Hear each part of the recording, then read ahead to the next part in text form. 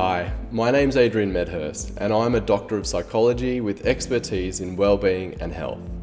It truly is the case that physical activity is a key ingredient in recovery and a healthy lifespan. It's so beneficial to move our muscles, not only for our body but also for our mind and how we engage with others. Let's be honest, there are difficulties associated with recovering from injury or illness that can be very challenging to navigate. And we all benefit when we have a positive headspace, energy and strength to be hopeful and resilient when taking on challenges. As it turns out, science shows us that moving our muscles supports us in these exact ways, helping us mentally, emotionally, physically and socially. When we move at moderate intensity for 20 minutes, we get an incredibly beneficial boost. Newsflash. Our muscles are not just there to move our skeletons around the place. Muscles can be thought of like a pharmacy that produces, stores and delivers medicine.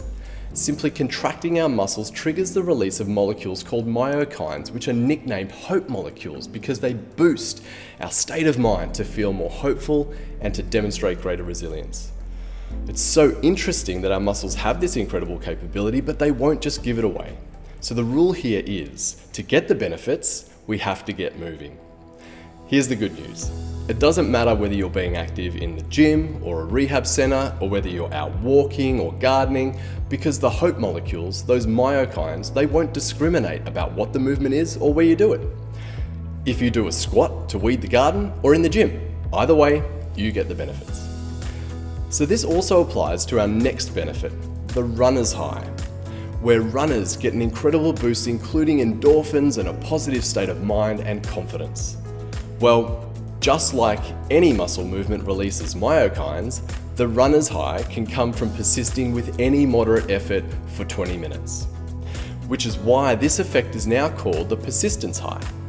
So based on your capability, your interests, your recovery regime, you might choose walking, yoga, swimming, cycling, working out in the gym, or indeed running, and you'll get the beneficial boost for the mind and body. The final piece of the puzzle to quickly highlight here is that myokines and that persistence high prime our minds towards positive social interactions. When we get ourselves moving, we feel more positive and we're primed to connect with and collaborate with others. This means physical activity will help us take steps in relationships, help us reach out for support from others when we need it. So let's summarize the key tips. Move your muscles. Find activities that suit your capability, recovery, and interests, and know that every muscle contraction is releasing a form of medicine to boost your body and mind. Persist with moderately difficult activity for 20 minutes to get that persistence high, that boost of positivity and confidence, easing the mind and helping you in social interactions.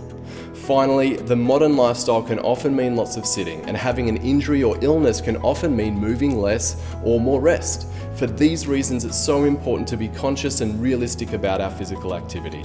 Be mindful of your injury or illness when being physically active, and if you require special consideration, please be sure to discuss options with your doctor or treatment provider that suit your circumstances. Good luck getting moving.